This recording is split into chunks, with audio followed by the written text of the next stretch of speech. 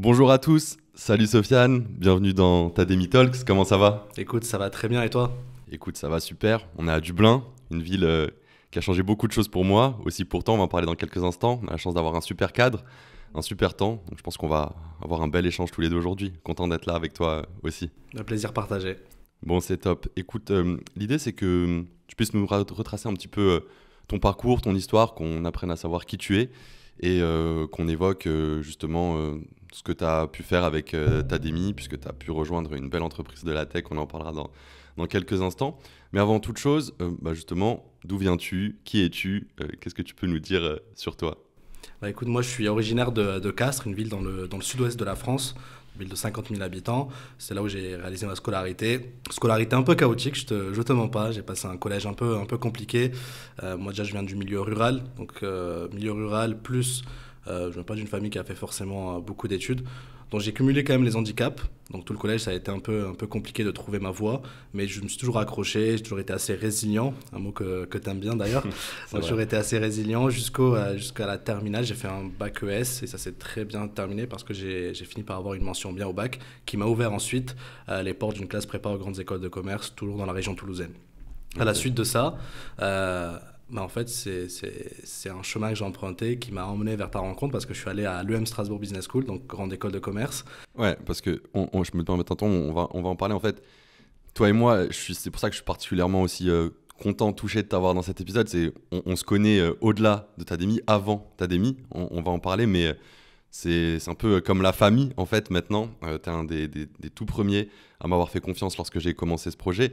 Mais effectivement, on s'est rencontrés à Strasbourg. Je te laisse continuer et en dire un petit peu plus là-dessus. Ouais, bien sûr, je vais continuer sur Strasbourg. Et en fait, ça a été.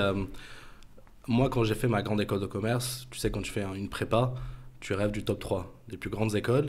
Et au final, j'étais un peu déçu de ne pas avoir atteint cet objectif-là.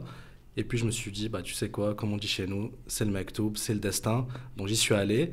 Et en fait, cette route, elle m'a fait rencontrer des personnes formidables, dont ton petit frère avec qui j'ai vécu.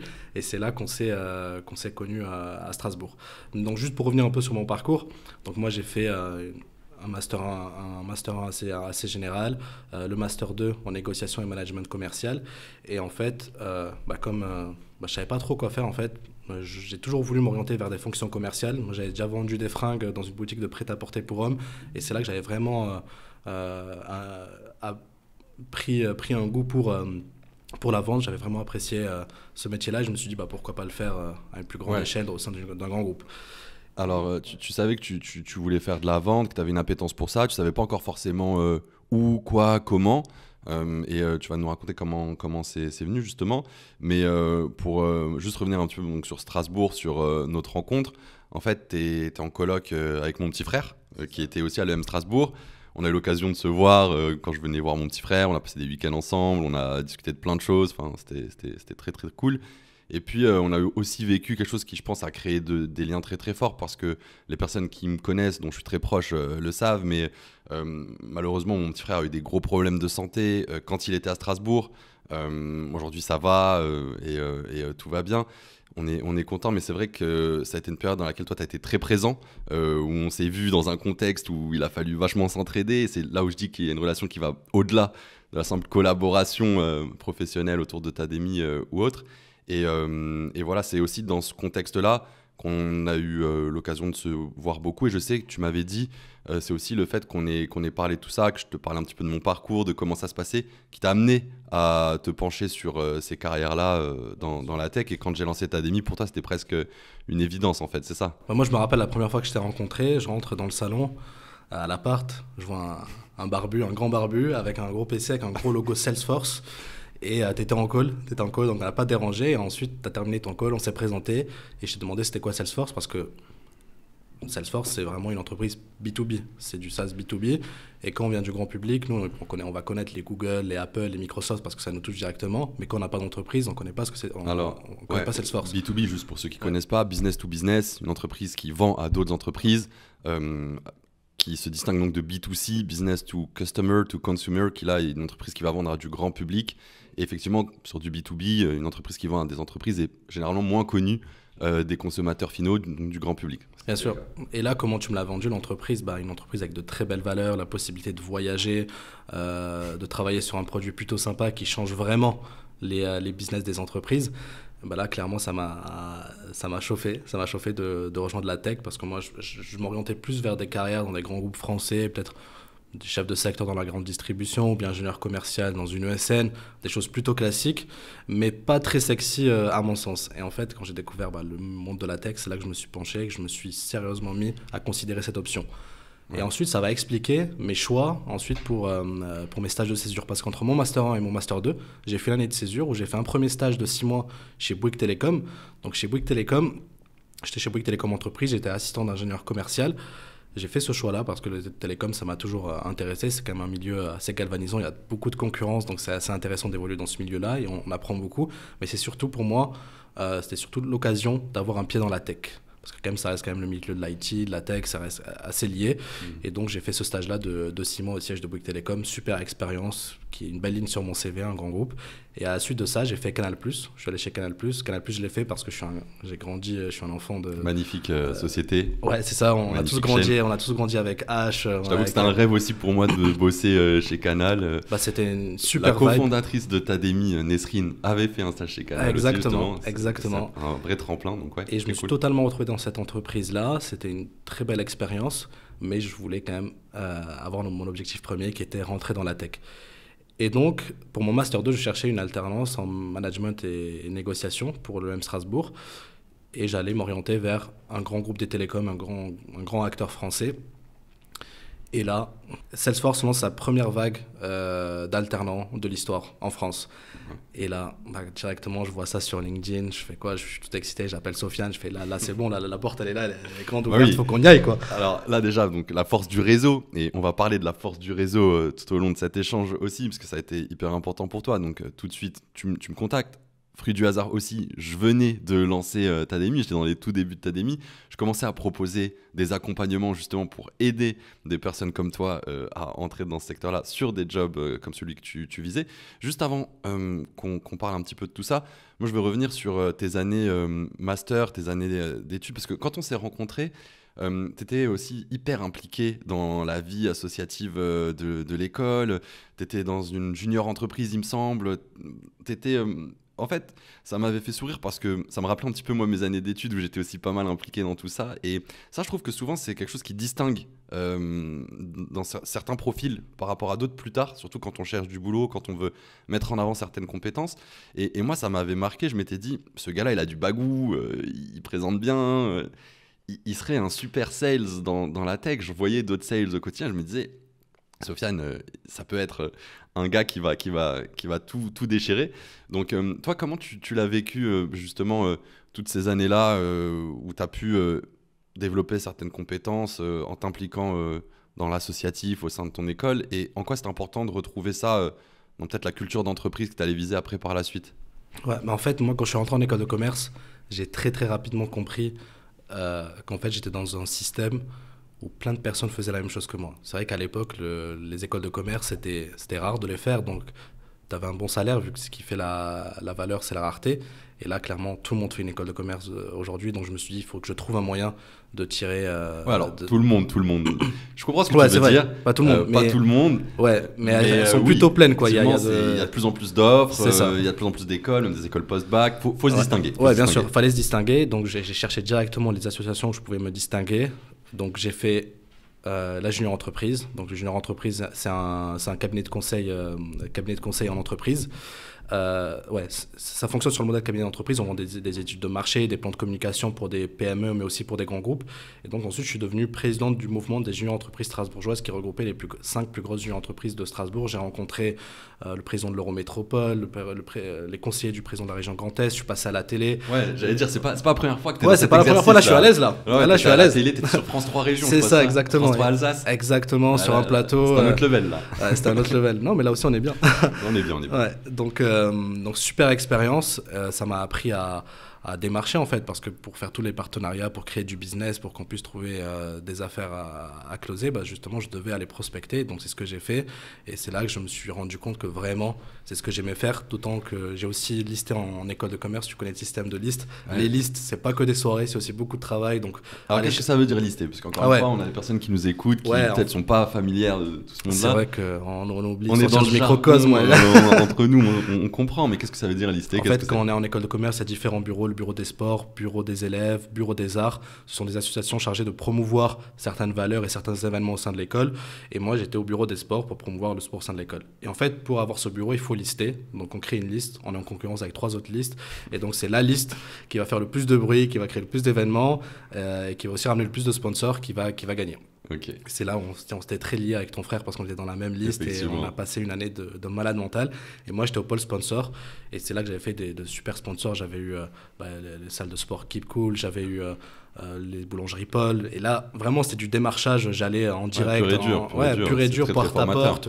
Ou sinon, même le mail, ça avait bien marché. Genre Fresh Burritos qui n'avait pas encore ouvert mais qui allait ouvrir. Je suis allé les prospecter alors, avant si on cite Fresh Burritos, va falloir en citer d'autres, Chipotle, etc. Ouais, Chipotle. Pas non plus. Ouais, bien sûr. Je rigole. Mais en tout cas, c'est important, je trouve, d'en parler parce que il y a beaucoup de personnes qui ne se rendent pas forcément compte d'à quel point ça peut être hyper formateur et surtout ça peut te mettre dans de bonnes dispositions pour la suite. On a des personnes qui viennent nous voir, qui nous disent « Ah oui, mais moi, j'ai pas fait trop de stages, j'ai pas trop d'expérience professionnelle. Comment je vais faire ?» Oui, mais il y a tellement d'autres façons aujourd'hui de mettre en avant ses compétences, d'apprendre des choses. Et c'est une des façons de faire, c'est ce que tu as fait en école. Mais s'engager dans l'associatif, faire du bénévolat, monter un mini-projet, il y a plein de solutions en fait aujourd'hui qui existent. Et toi, clairement, ça a été aussi ça qui t'a permis de te mettre dans les meilleures dispositions pour la suite et de raconter une belle histoire au moment où tu postulais dans ces boîtes. Bah, comme aujourd'hui, et aussi de raconter toutes ces histoires et que le podcast soit animé. Mais en fait, au-delà du fait que c'est vrai que ça te met dans de bonnes dispositions, mais c'est aussi important de se rassurer soi-même et d'être convaincu de ce qu'on veut faire. Si j'avais vu que j'étais timide et que j'arrivais pas à prospecter, jamais de la vie j'aurais continué en sales, j'aurais fait autre chose. Donc là, donc j'encourage vraiment tout le monde à faire des stages, même si c'est pas des stages rémunérés. Faites-les pour savoir si c'est fait pour vous. Moi, le stage de vente en prêt-à-porter, c'était un stage non rémunéré au départ. Je l'ai fait entre mes 2 années de prépa pour voir si j'aimais ça. Ouais. Au final, j'ai fini par être payé. Mais voilà, c'est super important de le faire et il faut sauter le pas parce que vraiment, après, c'est un choix qui détermine. T'as fait combien de petits jobs comme ça? Parce que moi, j'en ai fait une tonne. J'ai été babysitter, j'ai donné des cours, j'étais animateur. La vérité, j'ai pas fait trop de petits jobs. C'est le seul job que j'ai fait parce que la prépa c'était compliqué, on n'avait pas le temps, donc j'étais à fond prépa. L'école de commerce, j'étais à fond dans le milieu associatif et clairement j'avais pas le temps, mais zéro regret. Après les stages, j'ai beaucoup appris au sein des stages, c'était le plus important. C'est vrai que tu as eu des bons stages et ça aussi c'est intéressant parce que tu avais pris conscience de l'importance de ces stages pour la suite, donc ça t'a permis quand même à ce moment-là d'avoir une petite stratégie où tu n'es pas allé en freestyle total sur le choix de ces stages. Tu as eu des beaux logos, tu as fait des belles expériences qui étaient proche du job que tu voulais faire plus tard côté sales, donc ça c'était super. Donc on revient à ce qu'on se disait tout à l'heure, tu es en dernière année de master, tu es en alternance donc chez Bouygues, c'est ça, tu vois que Salesforce en France ouvre une alternance, on s'appelle et là je te parle de Tademy. Et avant ça justement, quelle était toi ta problématique à ce moment-là? T'avais besoin de quoi? T'étais dans quelle situation au moment de me contacter? Clairement, j'avais besoin de réseau parce que je me suis dit, clairement, Salesforce, il va y avoir une grosse concurrence dans ces jobs-là. Donc, j'ai besoin de quelqu'un qui va m'accompagner, qui va aussi me faire connaître au sein d'un bon réseau, mais surtout qui va me faire découvrir ce secteur-là parce que, comme je l'ai dit, ça reste quand même un monde assez petit, le monde de la tech. Il n'y a pas tout le monde qui travaille dans la tech. Donc, c'est assez rare de trouver une personne qui va vraiment t'accompagner de A à Z et qui connaît tous les romans du secteur. Et donc, c'est ce dont j'avais besoin, c'est vraiment dans l'accompagnement. Surtout que j'avais pu comprendre qu'en fait, les entretiens de la tech, ils sont très, très différents des entretiens classiques qu'on connaît aujourd'hui en France. Il y a vraiment différentes étapes avec des travails de groupe, des business cases. Et donc, clairement, c'était évident que je devais me faire accompagner. Et aussi, ça, je le répète, et c'est assez important. Je pense que quand on postule dans ce genre d'entreprise, il faut savoir faire preuve d'humilité. J'aurais pu tomber dans la facilité de dire non mais Soso, t'as déjà du bagou, t'as jamais raté un entretien de ta vie, ce qui est encore vrai, Mais là, pour la tech, je me suis dit, ça c'est quand même quelque chose que je connais pas. Je suis étranger à ça, j'ai besoin de quelqu'un qui va m'accompagner. Et donc, j'encourage tout le monde à faire confiance à un mentor ou un coach qui peut vous aider à réussir cet entretien. Et ça, c'est super en fait, parce que c'est vrai que toi, t'es un mec, t'as confiance en toi, t'as hyper confiance en toi. Même en école, t'avais tout pour avoir cette confiance. Même parfois, je te disais, Sofiane, tranquille, t'es pas encore arrivé, il y a encore du chemin, step by step, mais c'est bien, tu vois, c'est pas un défaut. Mais souvent, des personnes qui ont la confiance comme ça en elles vont se dire, ah bah moi j'ai pas besoin d'aide, j'ai pas besoin d'un mentor, ou vont voir ça un peu comme un aspect peut-être dénigrant ou qui les rabaisserait en se disant, bah j'ai eu recours à de l'aide. Toi, comment tu le vois ça justement? Moi, je trouve que c'est la marque des plus grands, moi, d'être... Bah là, tu te lances des fleurs là. Non, non, non, non, parce que j'allais parler justement des gens que je rencontre au quotidien au travail. Il y a personne qui m'a dit qu'il a réussi à progresser en étant seul. Tout le monde a eu un mentor dans sa vie, tout le monde a eu recours à du coach, à du coaching, et encore aujourd'hui, une des qualités phares pour évoluer rapidement dans une entreprise, c'est être coachable. C'est être une personne qui prend les feedbacks, qui prend les conseils, et c'est très très important. Et donc, c'est vraiment, moi, à ceux qui pensent qu'ils peuvent tout faire tout seuls, moi je vous dis, c'est bien d'avoir confiance en soi, mais il faut savoir être. Hésité. Moi, j'ai pas hésité, clairement, j'ai pas hésité. Je me suis dit, c'est l'opportunité de ma vie, parce que vraiment, les 2 stages de césure que je fais, c'est des stages de 6 mois, mais quand même qui m'ouvrent de belles portes pour les prochaines années de ma vie, quoi. Donc, c'est des moments clés, il faut savoir les saisir et pas rater l'occasion. Et Salesforce, ça allait pas se représenter. Maintenant, Salesforce, c'est de plus en plus connu, donc les places sont de plus en plus rares, je pense, pour rentrer. Ouais. Et donc, j'ai mis toutes les chances de mes côtés. Et ça a fonctionné parce que j'en suis là où je suis aujourd'hui. Yes, et c'est top. Et donc, comme je disais, c'est vrai que tu as été parmi les premiers talents à nous faire confiance dans cette aventure. On se connaissait un petit peu, ça a aidé pour que tu puisses me faire confiance. Bah, raconte-nous justement pourquoi tu as choisi Tademy. Qu'est-ce que ça t'a apporté? Qu'est-ce qui t'a convaincu vraiment d'y aller? Bah, moi, j'ai choisi Tademy parce que déjà, c'est vrai qu'on se connaissait, donc la confiance, elle était là. Mais aussi, tu avais déjà accompagné des gens avant Tademy. Donc, c'est vrai que tu venais de lancer le truc, vrai. Mais tu avais quand même déjà de belles preuves sociales qui avaient fonctionné. Donc, c'est là que je t'ai fait confiance directement. Et puis, tu étais déjà dans le secteur. Nesrine aussi était dans le secteur. Donc, directement, je me suis lancé avec vous. Et après, ce qui a fait que j'ai choisi Tademy, c'est aussi la qualité, en fait, de l'accompagnement. Pour rentrer clairement dedans, j'ai vraiment eu un accompagnement H24, 24 heures sur 24, surtout qu'en fait... Dis pas ça, parce qu'aujourd'hui, c'est plus aussi 24 heures sur 24 que ça. Non, mais ce que je veux dire, c'est que c'est la beauté des débuts d'une aventure. Il n'y a pas tout qui est carré. C'est un peu tout à la one again de temps en temps. Et moi, je me rappelle de conversations qu'on a eues la veille de l'entretien jusqu'à 2h du matin. On parlait, ouais, il faut que tu dis ça. Avec moi, je te rappelais parce que j'étais quand même assez stressé. Je voulais vraiment le réussir. Et vraiment... on a fait un super travail en si peu de temps parce que je passais l'entretien dans une semaine et en une semaine il fallait que je sois prêt, il fallait que je sois rodé. C'était incroyable, hein, le timing sur lequel on a fait ça. C'était fou parce qu'en fait j'étais en process avec un grand groupe des télécoms français qui me mettait la pression pour que je puisse avancer parce que j'avais été pris, il fallait que j'envoie des documents, etc. Donc je devais jouer la montre entre les deux et heureusement qu'on a réussi à faire ça très vite et que Salesforce a été assez réactif. Et donc en fait voilà, tout l'accompagnement de A à Z, être présent et transmettre les bonnes ressources sans me noyer dans l'information, ça a été super important. Donc si je devais moi, relever quelques points de l'accompagnement qui ont été clés, moi je pense que c'est surtout la partie storytelling, super importante. C'est vrai que moi j'ai tendance à aller un peu dans tous les sens, raconter ma vie et pas m'arrêter de parler. Donc là il fallait que je sois concis mais pertinent avec le storytelling. Ensuite, je dirais, il y a la partie enseignement produit. Moi, je voulais vraiment savoir ce que c'était Salesforce. Donne-moi tous les produits, je veux tout apprendre. En fait, non, c'est pas ça la clé d'entretien. Donc, tu m'as donné les bases des produits, ce qu'il faut savoir. Ouais. Et puis, basta, on s'arrête là. Et donc, voilà, ça a bien marché.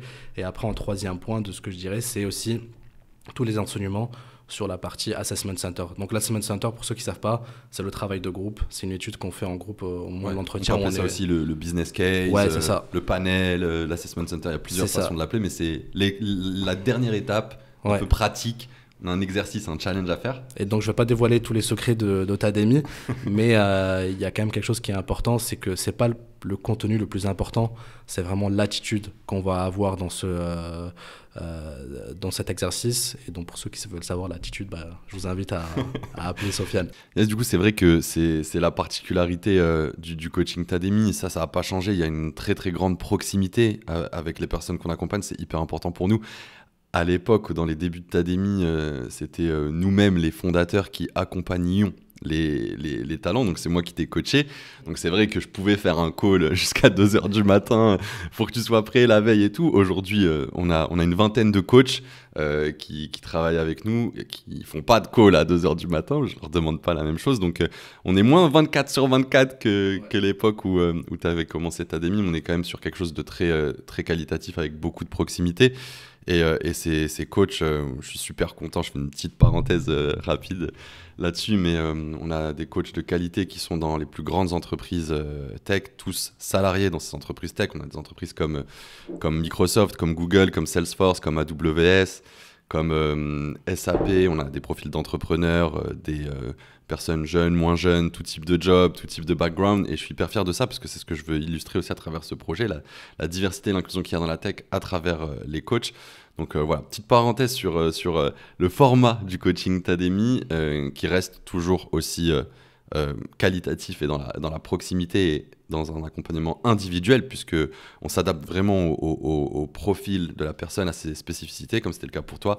Et donc voilà, du coup, revenons sur ce timing, cette expérience où, voilà, en gros, ça nous a pris quoi, 3 semaines, je crois, pour que tu signes 3 semaines, exactement. Ouais, c'est ça. Hein.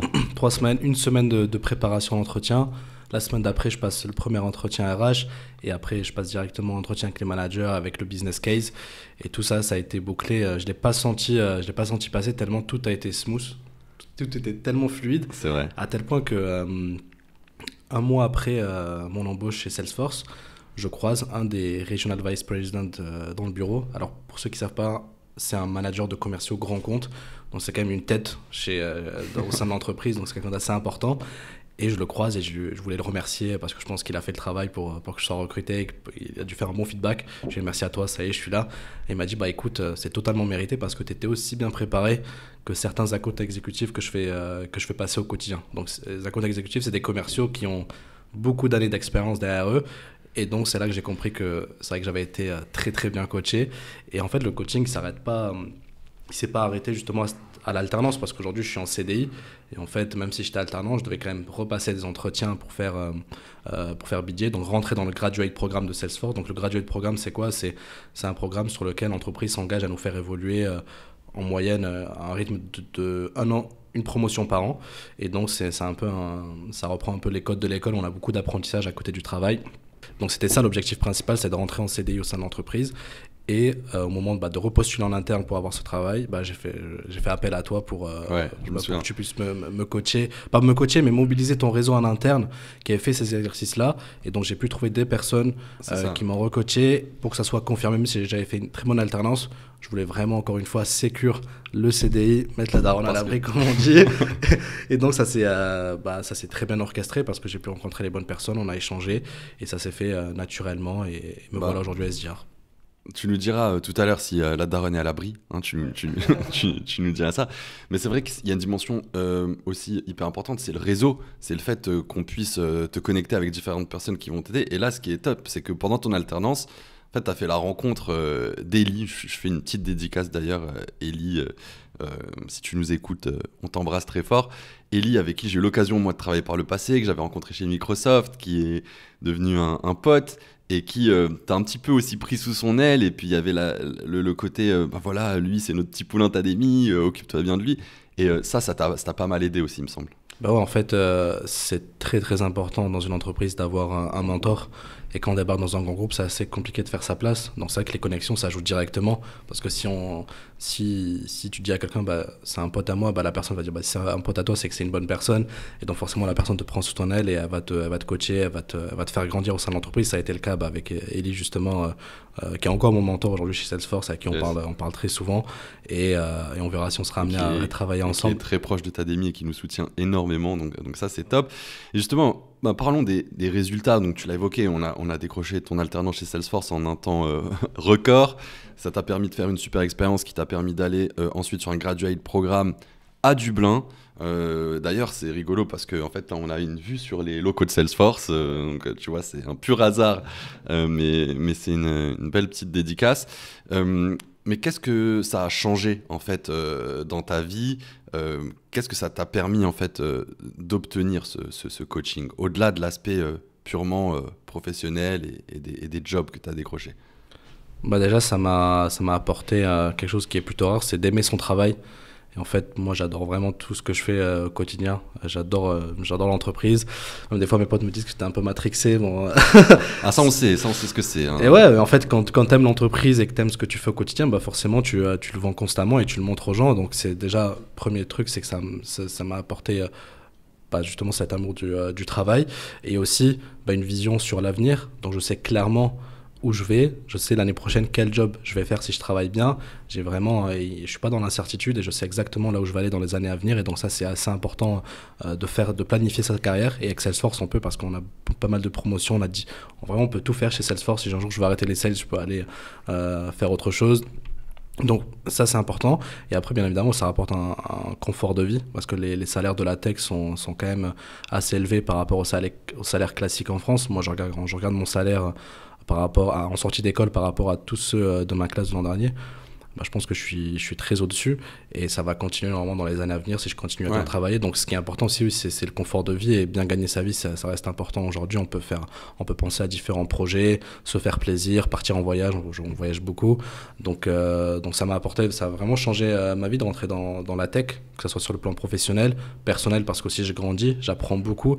Parce que quand on travaille chez Salesforce, c'est la meilleure école de vente du monde. On est réputé pour ça. Et donc, moi, dans mon travail actuel, je dois lâcher 50 appels par jour. Et donc, je suis devenu vraiment une machine de guerre en appels. Et donc, on en apprend. On t'appelle la machine, on m'a dit d'ailleurs. Ah ouais? Non, c'est faux.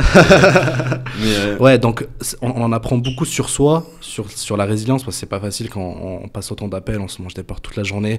Mais au final, on arrive à se détacher de ça et ça devient toujours plus challengeant. Et donc, la dopamine que génère la prise d'un rendez-vous, en fait, on y devient accro et du coup, après, on lâche pas, quoi. Donc, et ça, c'est un grand kiff. Le mec est devenu fou. Le mec est devenu matrixé. Mais bon, là, on parle de Salesforce parce que bon, c'est une entreprise que je connais très bien. J'y travaille. J'adore ce groupe. T'y es entré. Après, l'idée, c'est... Voilà, on va être élogieux sur Salesforce parce que c'est une entreprise qu'on aime. Après, voilà, l'idée aussi, c'est de dire que... Et nous, c'est ce qu'on essaie de faire avec Tademy. Il y a de nombreuses belles entreprises de la tech qui offrent de très belles choses aussi. On aide nos talents à entrer dans ces entreprises-là. Donc, ouais, on ne va pas faire... En plus, voilà, on a des tasks Salesforce. On a la totale, on est équipé. Donc, d'ailleurs, Mark B, si tu vois cette vidéo et que tu veux sponsoriser les futurs épisodes, on peut en discuter. Non, mais blague à part. Voilà, c'est vrai que c'est une très belle boîte qui donne envie d'être un peu corporate et d'un point de vue extérieur, moi on me l'a fait aussi la remarque, ah ouais Sofiane, t'es brainwash, t'es trop corporate et tout. Ouais, mais derrière les opportunités que, en tout cas, ça a généré pour moi par rapport à d'où je viens, et c'est un peu pareil pour toi, c'est game changer dans une vie. Et donc voilà, je pense que tu peux dire aujourd'hui que ça a quand même propulsé ta carrière, tu te projettes. On parlera un peu de l'avenir plus tard, mais voilà. Ah, bien sûr, clairement, ça a propulsé ma carrière et je le vois. Hein. Vous allez voir quand vous allez joindre une boîte de la tech comme Salesforce ou bien comme d'autres gros noms. En fait, vous êtes constamment démarché par LinkedIn. Moi, je dois recevoir au moins 3 offres de travail par jour, alors que je me rappelle quand je cherchais mon stage, mon premier stage, c'était la galère pas possible. Là, j'ai même plus besoin de postuler, en fait. Tout vient à toi. Et... Moi, c'est ce que je dis tout le temps, c'est que au-delà de ça, les personnes qu'on accompagne, on les aide à s'épanouir dans un job, à trouver leur voie, à définir leur vision, à trouver les boîtes qui sont les plus adaptées pour elles. On leur ouvre notre réseau, etc. Il y a tout ça. Mais aussi le fait que quelque part, ça te sécurise pour beaucoup de choses pour la suite. Et donc, tu l'évoquais un petit peu tout à l'heure. Est-ce que la daronne est à l'abri? Comment tu sens? Est-ce que tu te dis, bon, I made it. Maintenant, à partir de là, il peut se passer que des belles choses. Ouais, c'est ça, exactement. En fait, pour le moment, je me dis si ça se passe très bien chez Salesforce, j'espère pas quitter l'entreprise, mais je sais que même si un jour j'ai des envies d'ailleurs, je sais que je vais trouver très facilement autre chose. L'essentiel, ça sera de trouver quelque chose qui me plaît à Bien nouveau. sûr. Mais quand je le vois, vraiment, on se fait harceler par les recruteurs toute Oui. la journée. Et puis Constamment, quoi. après, au-delà de ça, il y a plein d'autres voies aussi. Là, on parle du salariat dans la tech, sur des jobs de sales, mais je trouve aussi ce qui est beau dans ces carrières-là, dans ces entreprises-là, c'est que ça nous amène à nous accomplir nous-mêmes, à réaliser quelles sont nos forces, quels sont nos axes d'amélioration. On est dans une culture du feedback, ça nous pousse aussi à nous surpasser, et ça ouvre plein de portes finalement, je trouve. Et donc oui, effectivement, dans le monde de la tech, sur les jobs sur lesquels tu t'es aventuré, mais en fait sur plein d'autres choses. Là, tu vois, on en est là, j'ai pu monter Tademy, je suis aussi entrepreneur, on fait un podcast, j'adore cet exercice. Bien sûr. C'est générateur de plein d'opportunités en Bah, fait. Ça, c'est cool. L'entrepreneuriat, ça peut être une suite logique aussi à la tech. Pourquoi ? Parce qu'en fait, quand on est dans la tech, en tout cas pour Salesforce, en fait, on touche à toutes les thématiques. Moi, je parle tous les jours à des entrepreneurs. Je fais des qualifications de 30 minutes de projet d'entrepreneuriat, donc je sais les problèmes auxquels ils sont confrontés, je sais les objectifs qu'ils ont et je sais comment les aider parce que notre solution, on apprend on en apprend sur le e-commerce, sur le marketing digital, sur les ventes à proprement parler. Et en fait, voilà, toutes nos solutions répondent aux besoins entrepreneuriales. Et donc, en fait, nous, on se forme. Et donc, forcément, on se met cette idée dans la tête que l'idée, c'est de venir à Dublin, bien gagner sa vie, mettre de côté, pourquoi pas un jour investir et se lancer aussi dans l'entrepreneuriat. Donc, ouais, ça c'est aussi un volet que tu as raison de souligner. Donc, ouais, toutes les portes s'ouvrent à toi après un passage dans la tech. Donc, clairement, là, pour le moment, je me focus sur mon travail et on verra de quoi est fait l'avenir. Mais normalement, il est fait de belles choses. Bon, bah, je suis hyper content d'entendre ça. J'aimerais qu'on évoque un petit peu plus justement le job que tu fais pour que les personnes qui nous écoutent puissent comprendre un peu mieux de quoi il s'agit.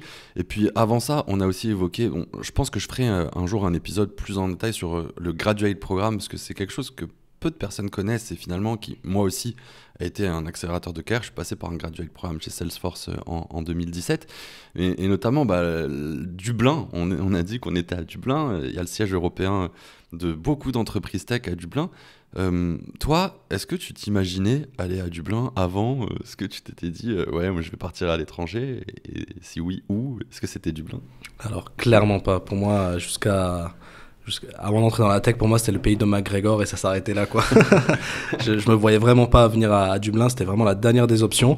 Et voilà, comme on dit, le hasard fait bien les choses. Et je suis très très content d'être ici. Ça me fait une belle expérience à l'étranger. Surtout que c'est un pays avec des gens incroyables. Les Irlandais, c'est vraiment des gens c'est vrai. Grand respect aux Irlandais. C'est des gens très accueillants et très sympathiques. Vraiment, j'ai rien à dire sur eux. J'ai eu que des bonnes expériences avec eux. Et aussi, le pays est très... ça bouge pas mal. Il y a toutes les entreprises de la tech qui sont là. Donc, en fait, l'avantage, c'est qu'on se fait des amis dans toutes les entreprises de la tech. Donc, déjà, on agrandit notre réseau. Et ensuite... on se fait des potes, mais partout dans le monde. Bon, maintenant, j'ai la chance d'avoir des potes brésiliens, des potes espagnols, des potes russes. Donc maintenant, si tu veux aller en vacances un jour quelque part, t'appelles un pote et vous vous retrouvez là-bas, quoi. Donc ça, c'est aussi... C'est vrai. C'est une sorte d'Erasmus. C'est exactement c'est une sorte d'Erasmus où on gagne bien notre vie, où on est plutôt safe. C'est la troisième ville la plus sûre du monde, je crois, Dublin, le troisième pays le plus sûr du monde. Ça y est, on voit que t'es sales parce que t'as des stats, tu mets les chiffres. Après, on va faire une visite de la ville. Hein. Donc ouais, c'est super pays. Je me plais beaucoup ici et super accélérateur de carrière surtout. Yes, et du coup, le rôle de SDR, donc c'est le rôle que tu fais aujourd'hui, Sales Development Representative, je lâche un petit accent, etc. Tu vas nous dire ce que c'est, tu vas nous expliquer ton job. On va encore mettre un tout petit peu de contexte. On parle beaucoup de Salesforce depuis tout à l'heure. Pour les personnes vous pouvez vous renseigner sur le web et tout, mais c'est un éditeur de logiciels. On va faire simple. C'est un éditeur de logiciels, une entreprise qui commercialise des logiciels à destination d'autres entreprises qui en ont besoin pour exercer leur activité.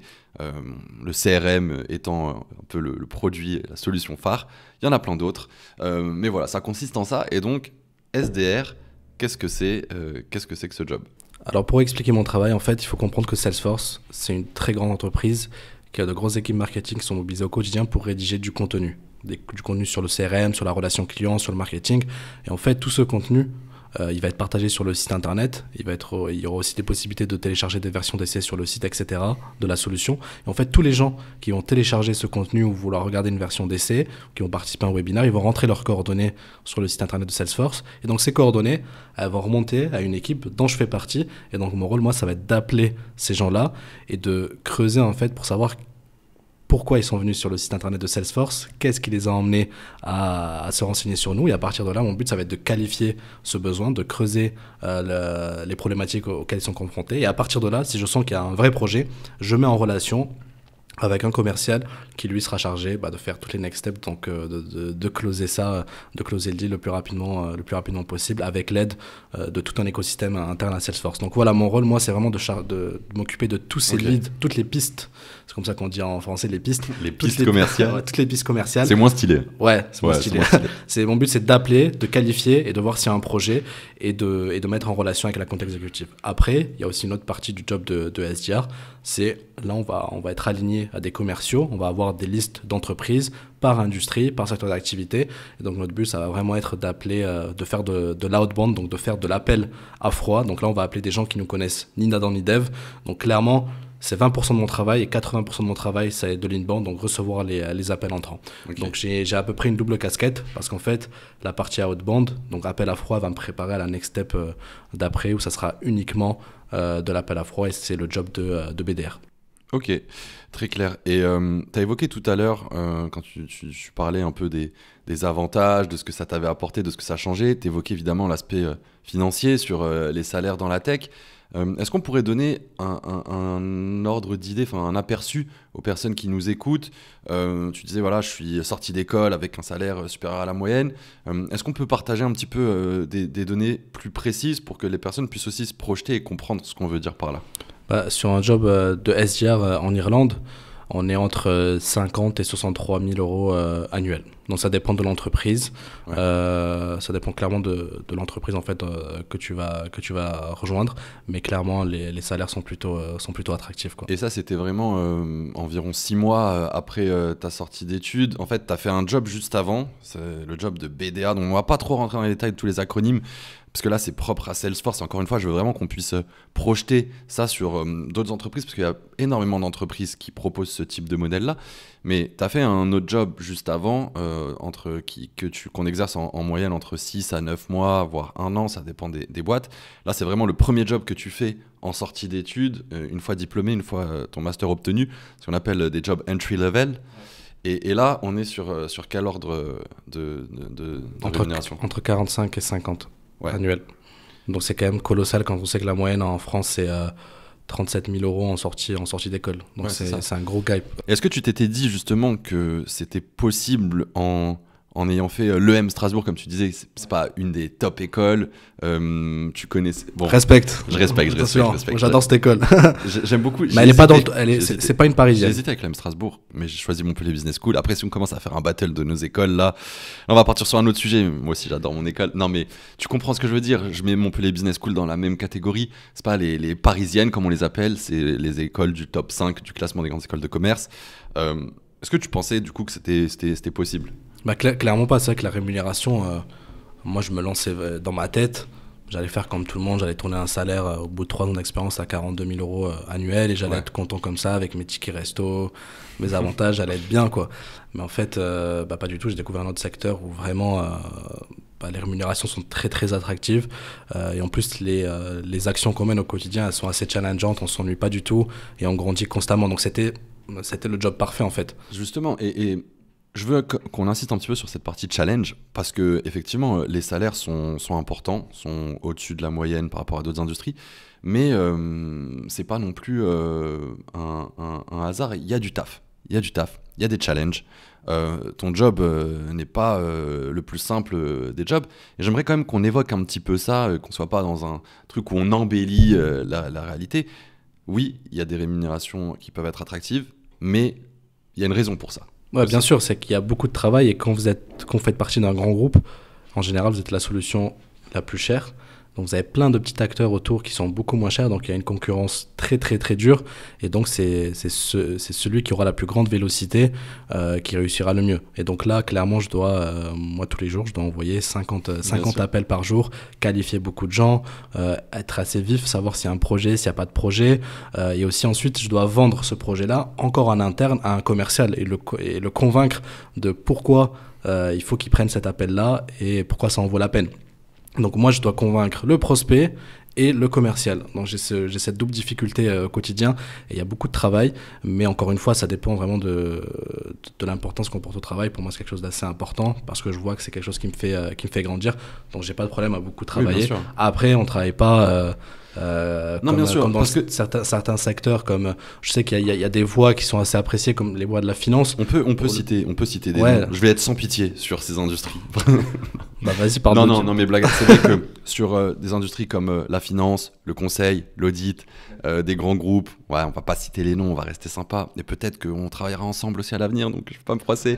Mais blague à part, on sait que c'est des groupes dans lesquels il y a des personnes qui vont faire des horaires de dingue, qui vont finir très tard, qui vont travailler les week-ends. C'est important de dire aussi que dans le secteur de la tech, c'est majoritairement pas comme ça. On insiste énormément sur le fait d'avoir un bon équilibre entre vie pro et vie perso. Donc oui, il y a beaucoup de travail. Oui, c'est challenging.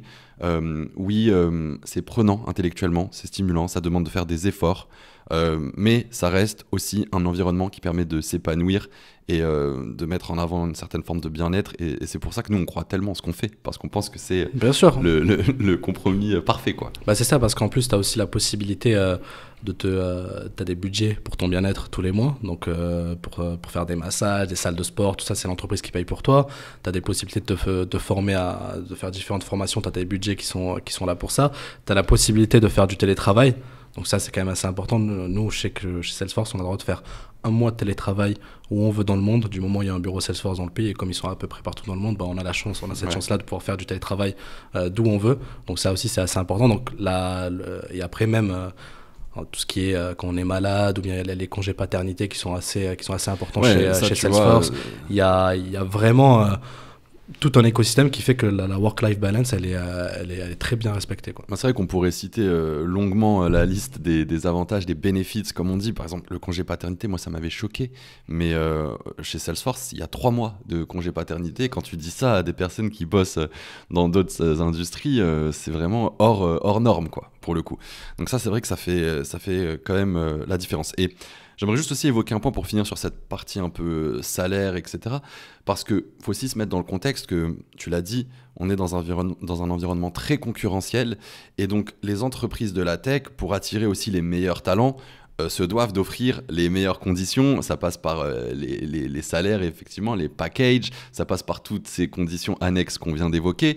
Donc il y a aussi cette compétition forte entre les entreprises pour retenir derrière les talents. C'est ce qui explique aussi pourquoi il y a cette dynamique, pourquoi il y a ces possibilités-là, et pourquoi nous on pense chez Tademy qu'il faut en profiter et qu'il faut aller chercher ça à fond. Et encore là, on a parlé que de mes salaires qui sont 1 an, 2 ans après de sortie d'école, mais après chez Salesforce, clairement en 3-4 ans, vous allez vous rapprocher pas que chez Salesforce, je veux dire dans la tech en général, vous allez vous rapprocher des 100 000 euros annuels très rapidement si vous êtes performant, bien sûr. Ouais, et justement, tiens, c'est la transition parfaite. Comment tu vois la suite pour toi ? Comment tu te projettes ? Alors j'ai compris tout à l'heure, tu l'as dit, tu adores Salesforce, tu pouvais rester longtemps et tout, c'est cool. Et je suis content de t'entendre dire ça, parce que voilà, c'est un groupe dans lequel j'étais, je suis parti, je suis revenu, ok, fine. Mais indépendamment de Salesforce, comment tu te projettes ? Comment tu vois la suite ? Carrière, même un peu perso, c'est quoi les dreams ? Bah clairement sur la partie carrière, moi je me vois encore évoluer dans le secteur de la tech. Dans l'idéal, Salesforce ça se passe très bien, donc je me vois bien chez Salesforce, mais plutôt sur la partie grand compte, parce que en Irlande on est plus sur la partie SMB, donc startup, PME, TPE. Donc SMB, Small and Medium Business. Ouais, c'est ça exactement. Et moi en fait voilà, j'aimerais bien repartir sur la partie grand compte parce que c'est la partie sur laquelle je travaillais quand j'étais alternant, donc je me vois bien évoluer au sein de l'organisation grand compte en France, à Paris. Donc l'objectif de revenir à Paris d'abord quelques années, parce que voilà, mes 30 ans, je vais sérieusement considérer l'option d'aller vivre ailleurs dans le monde. Parce que là, t'as quel âge ? Je sais pas si tu nous l'avais dit. J'ai 25 ans. Ouais, je l'ai pas dit, j'ai 25 ans. Donc en gros, j'ai encore 5 belles années devant moi pour peaufiner ce projet d'encore aller vivre à l'étranger. Donc j'ai plein d'options. J'ai le Moyen-Orient qui me fait de l'œil, j'ai l'Espagne. j'ai le Maroc, mon pays d'origine aussi. Donc j'ai toutes ces options-là et je sais qu'en fait avec l'opportunité Salesforce, les portes vont s'ouvrir, vont pas s'ouvrir qu'en France, mais vraiment à l'international. Et donc j'ai vraiment envie de quitter la France à mes 30 ans pour voir quelque chose de nouveau encore une fois. J'ai adoré mon expérience à Dublin, je vais revenir en France, donc ça va être sympa aussi de retrouver la France. Mais j'ai aussi besoin de voir ailleurs et de m'installer définitivement quelque part et d'être bien stable, quoi. Ouais, donc tu te projettes, ça t'a permis aussi d'établir un plan. Et aussi, quand on t'avait accompagné, on avait fait ce travail aussi de projection, parce que c'est hyper important, en fait, de ne pas voir sur le court terme, d'envisager son plan de carrière avec une réflexion plus globale et de se dire, OK, qu'est-ce que je vois dans 5-10 ans et comment je vais faire pour y arriver, et du coup, quels vont être mes objectifs à court terme. Ça, c'était aussi un petit peu le travail qu'on avait fait, donc je suis content de voir que tu te projettes. Donc il y a des prochaines étapes, prochaines échéances pour toi. Tu feras peut-être appel à Tademi du coup. Ouais, pourquoi pas. Bah ouais, de toute façon, on est toujours en contact et s'il y a des besoins, je vais pas hésiter parce que ça a bien marché pour la première fois. Donc, Justement, on arrive vers la fin de cet épisode. Qu'est-ce que tu dirais à quelqu'un qui souhaite rejoindre Tademi? Toi, est-ce que tu as été satisfait? Alors, on a quand même largement évoqué, mais voilà, est-ce que tu recommanderais et pourquoi tu recommanderais Tademi? Moi, je recommanderais Tademi parce que j'ai encore rencontré personne dans ma vie qui a réussi sans investir dans soi. Et Tademi, c'est vraiment l'investissement de soi parce qu'en fait, on va donner de sa personne, on va passer du temps, on va se coacher. Sofiane ou encore les coachs. Ouais, parce que c'est plus que moi, t'as bien compris. Ouais, bien sûr, c'est ça.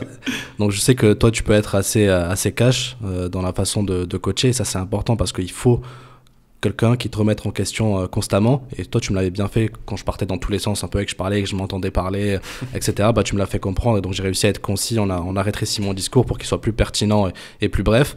Donc, il va falloir être prêt mentalement à changer, à passer du temps, à se coacher. Et aussi, il y a aussi une question, ça a un coût aussi, l'accompagnement Tademi.